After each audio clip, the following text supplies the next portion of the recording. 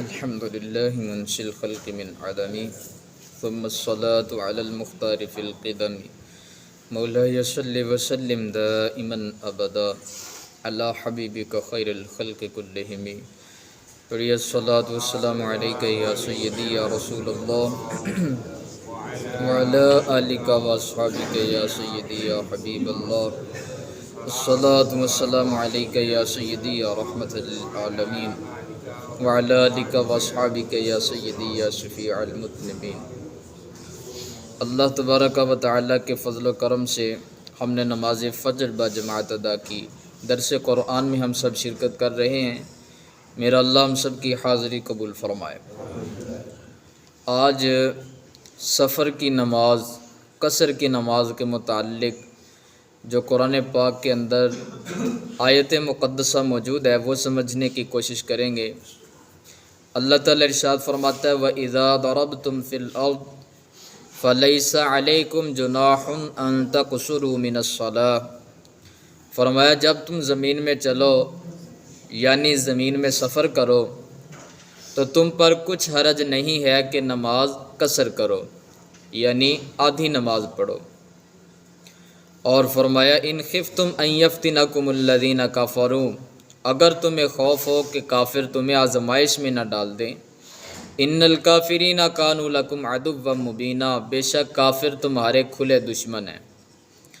اس آیت میں اللہ تعالیٰ نے کمال اپنی مہربانی اور رحمت کا اظہار فرمایا، اور اللہ تبارک و تعالیٰ نے ہمیں جو دین عطا کیا وہ دین کیسا دین ہے؟ پیارے آقا ارشاد فرماتے ہیں الدین یسرن، کہ دین آسانی کا نام ہے۔ اور پیارے آقا نے فرمایا یسروا ولا تعسروا، آسانیاں بانٹو دشواریاں تقسیم نہ کرو۔ اور فرمایا بشروا ولا تنفروا، فرمایا خوشیاں دلاؤ نفرتیں نہ پھیلاؤ۔ تو اللہ تبارک و تعالیٰ نے بھی اس میں اپنی رحمت کے ساتھ بندوں کے اوپر آسانی فرمائی ہے۔ سفر کیا ہے؟ اس میں پیارے آقا نے فرمایا السفر قطعۃ من العذاب، سفر تو ایک عذاب کا حصہ ہے، یعنی سفر میں مشقت ہوتی ہے۔ آدمی اپنی مرضی سے کھانا نہیں کھا سکتا، اپنی مرضی سے لیٹ نہیں سکتا، اپنی مرضی سے آرام نہیں کر سکتا، اس لیے سفر کیا ہے؟ یہ عذاب کا ایک حصہ ہے۔ اس وجہ سے اللہ تعالیٰ نے آسانی کرتے ہوئے، اللہ تعالیٰ نے اپنی مہربانی کرتے ہوئے فرمایا جب تمہارا سفر کا ارادہ ہو اور سفر پر تم جا رہے ہو تو فرمایا تم ایسا کیا کرو قصر نماز پڑھ لیا کرو۔ قصر نماز کیا ہے؟ آدھی نماز پڑھ لیا کرو۔ اور اس میں کیا ہے؟ چند چیزیں سمجھنے کی کوشش کریں گے۔ ایک تو یہ ہے کہ سفر کی آیا شرعی مقدار کیا ہے۔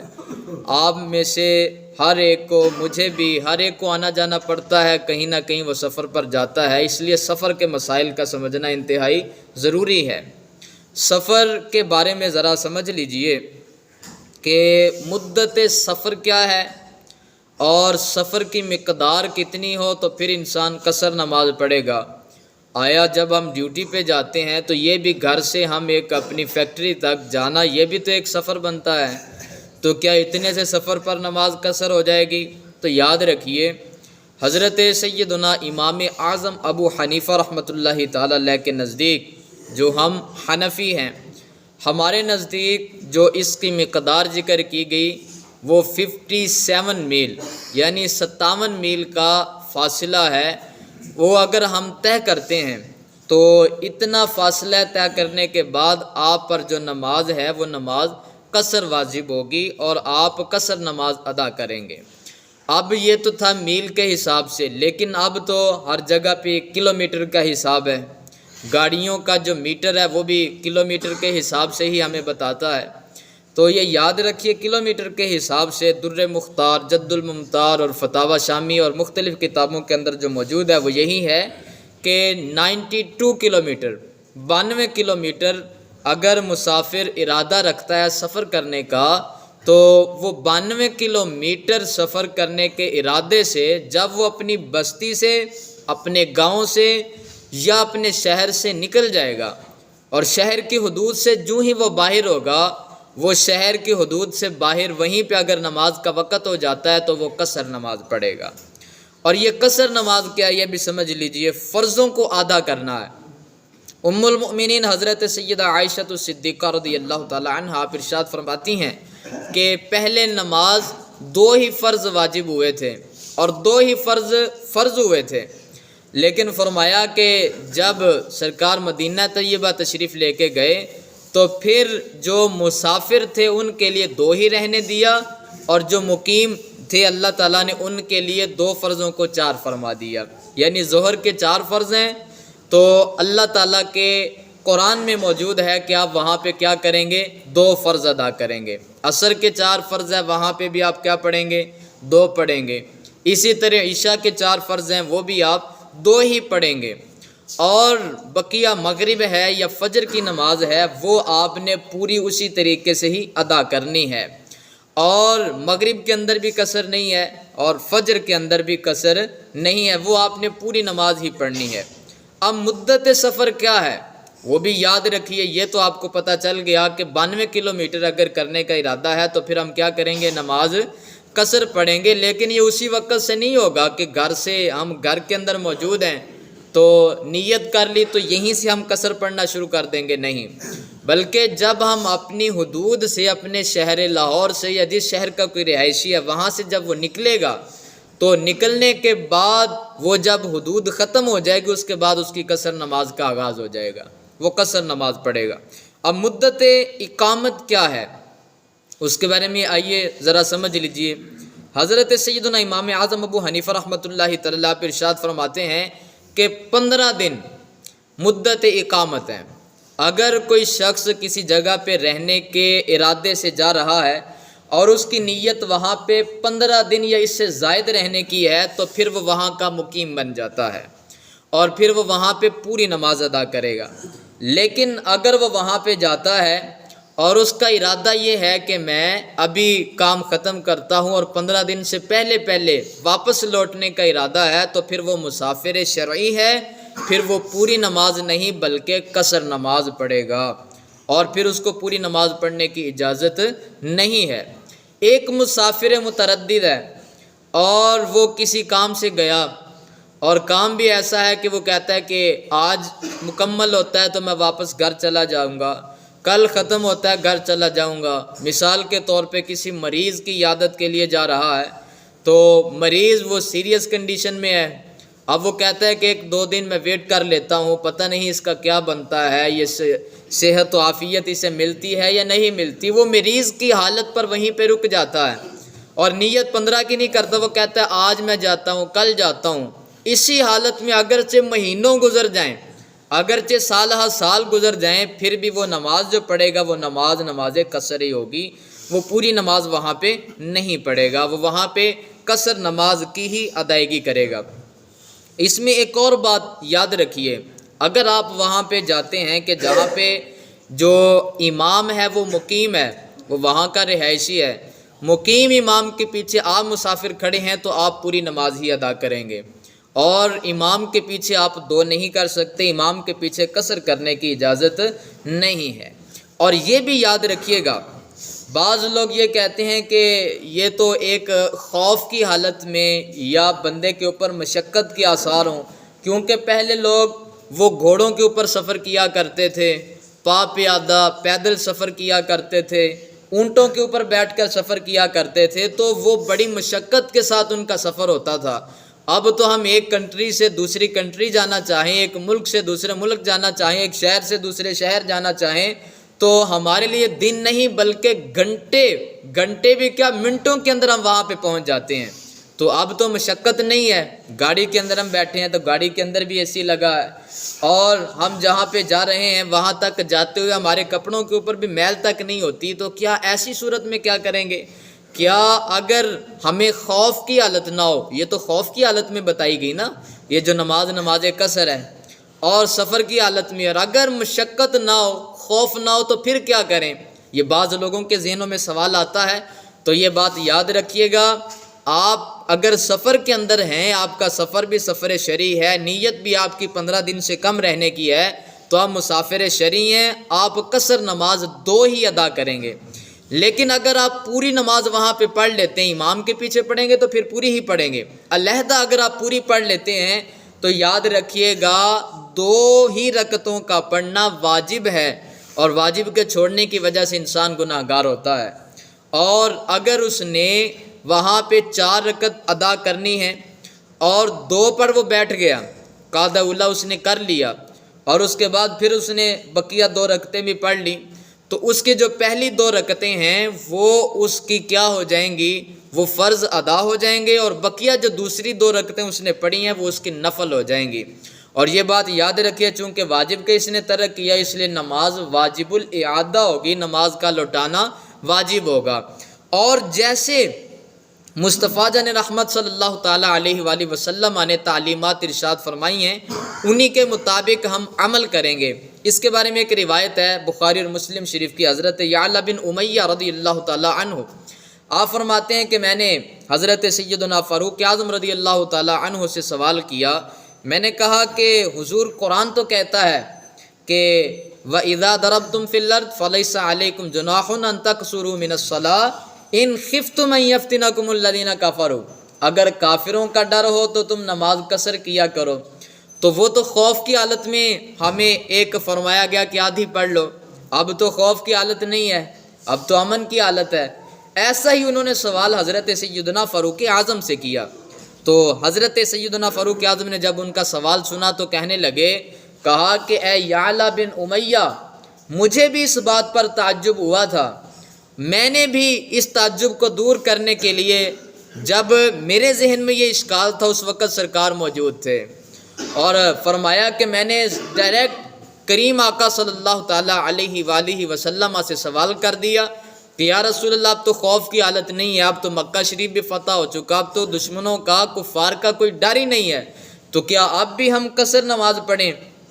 تو کہتے ہیں کہ کریم آقا نے ارشاد فرمایا کہ اے عمر ہذہ صدقہ، فرمایا یہ اللہ کی طرف سے تم پر احسان ہے، اور فرمایا یہ اللہ کی طرف سے تم پر صدقہ ہے، تم پر خیرات ہے، اس لیے فرمایا تصدق اللہ بہ، اللہ نے جب تم پر صدقہ کیا ہے تو تم اس اللہ کا احسان لے کیوں نہیں لیتے؟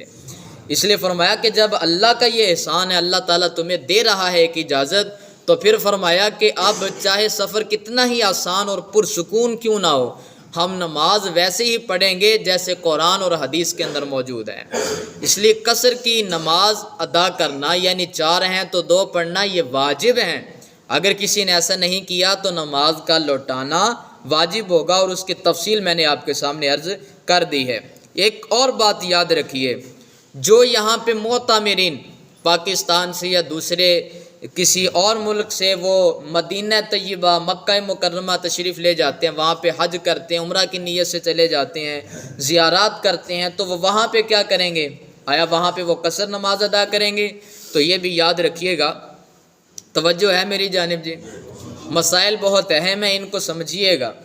سوال یہ ہے کہ کوئی حاجی حج کرنے کے لیے جاتا ہے تو کیا وہ بھی قصر نماز پڑھے گا؟ تو یہ یاد رکھیے، اگر کوئی شخص، اس کے بارے میں بھی قاعدہ یہی ہے، اگر کوئی مکہ مکرمہ میں 15 دن ٹھہرنے کی یا اس سے زیادہ ٹھہرنے کی نیت کر لیتا ہے، اور یہ بات پہلے بتا دی جاتی ہے جب ویزا اپلائی کیا جاتا ہے، اور ویزے پہ بتایا جاتا ہے کہ اتنے دن تمہارے مکہ شریف میں ہیں اور اتنے دن تمہارے مدینہ شریف میں ہیں، اور مدینہ طیبہ کے اندر زیادہ سے زیادہ اگر کسی کو رکھا جاتا ہے تو 9 دن رکھا جاتا ہے۔ کتنے دن جی؟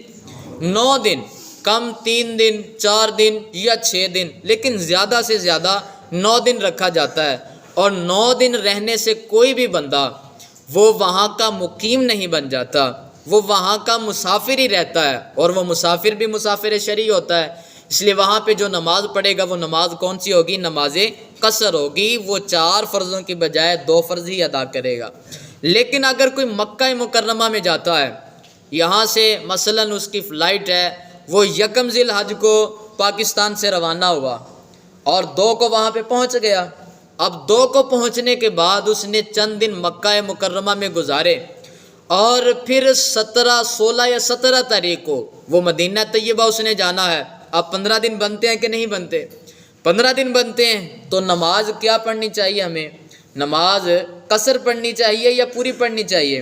اگر 15 دن ہے تو پوری نماز پڑھنی چاہیے، لیکن یہ بات یاد رکھیے گا، بڑی سمجھنے کے قابل ہے، بڑی قابل فہم بات ہے، وہ یہ ہے کہ آپ مکہ مکرمہ کے اندر جب جاتے ہیں تو یہ یاد رکھیے ہم 7-8 دن وہاں پہ شہر مکہ میں رہتے ہیں، اور اس کے بعد ہم نے مینا جانا ہوتا ہے، اس کے بعد ہم نے مزدلفہ جانا ہوتا ہے، رمی جمرات کرنی ہوتی ہیں اور شیطانوں کو کنکریاں مارنی ہوتی ہیں۔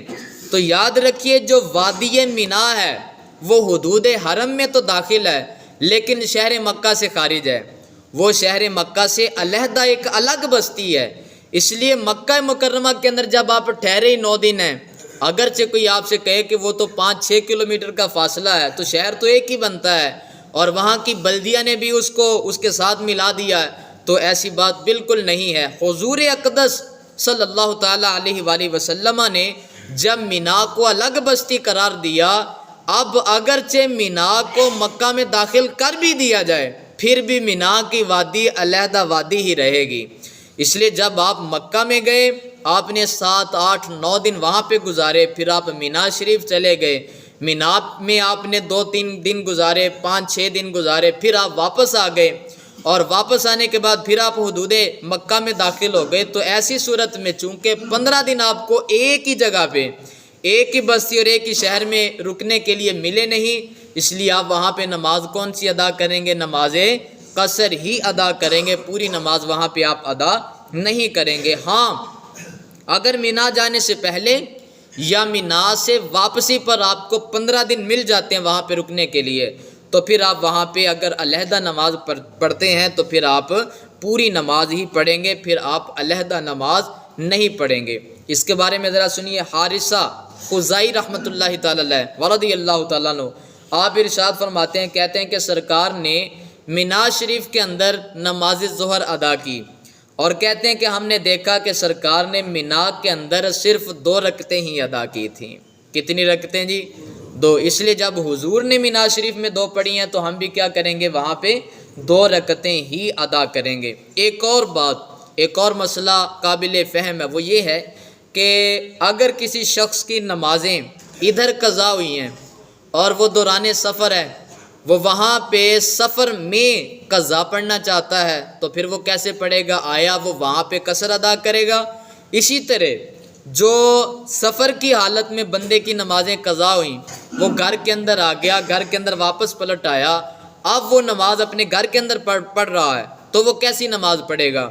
آیا وہ وہاں پہ پوری پڑھے گا یا آدھی پڑھے گا؟ اس بارے میں بھی یاد رکھیے، اگر کسی شخص کی نمازیں اپنے گھر کے اندر قضا ہوئیں، وہ سفر میں پڑھنا چاہتا ہے تو یہ جو قضا ہوتی ہے یہ ادا کے تابع ہوتی ہے۔ اگر اس کی سفر میں قضا ہوئی ہیں تو وہ حالت سفر والی ہی قضا کرے گا، اور اگر اس کی گھر کے اندر قضا ہوئی ہیں تو پھر وہ گھر والی پوری نماز ہی ادا کرے گا، اور پھر اس کی نماز قضا جو ہے وہ ادا ہو جائے گی۔ اس لیے یہ وہ مسائل ہیں جن کا سمجھنا ہر مسلمان کے لیے لازمی ہے، ہر ایک مسلمان کے لیے ضروری ہے۔ ایک اور آخری مسئلہ وہ سمجھ لیجئے، اگر کسی بیٹی کی، کسی بہن کی شادی ہو جاتی ہے اور وہ کسی اور جگہ پہ چلی جاتی ہے، مسائل سمجھ میں آ رہے ہیں جی؟ اب اگر وہ واپس اپنے میکے آتی ہے تو میکے آنے کے بعد وہ کون سی نماز پڑھے گی؟ وہ آیا پوری نماز پڑھے گی یا آ کے قصر کرے گی؟ یہ بات بہت سمجھنے کے قابل ہے۔ اس کا مسئلہ یہ ہے، اس کا جواب یہ ہے کہ جو عورت ادھر اپنے گھر کے اندر آتی ہے، اپنے والدین کے گھر میں آتی ہے، تو یاد رکھیے عورت اپنے شوہر کے تابع ہوتی ہے۔ عورت کس کے تابع ہوتی ہے؟ اپنے شوہر کے۔ اس کے شوہر کا جو گھر ہے وہ اس کا وطن اصلی ہے، وہ اس کا گھر ہے۔ جب وہ اپنے میکے آتی ہے، اپنے گھر آتی ہے، اگر 15 دن ٹھہرنے کی نیت ہے تو پھر پوری نماز پڑھے گی، اور اگر 15 دن سے کم ٹھہرنے کی نیت ہے تو پھر اپنے والدین کے گھر میں، اپنے آبائی علاقے میں وہ وہاں پہ نماز قصر ہی ادا کرے گی۔ اس لیے اللہ تعالیٰ سے دعا کرتے ہیں اللہ تعالیٰ ہم سب کو دین متین شریف کے صحیح مسائل سمجھنے کی توفیق نصیب فرمائے، اور اللہ تعالیٰ ہم سب کو عمل کی توفیق عطا کرے۔ آمین بجاہ النبی الامین، الصلاۃ والسلام علیک یا سیدی یا رسول اللہ۔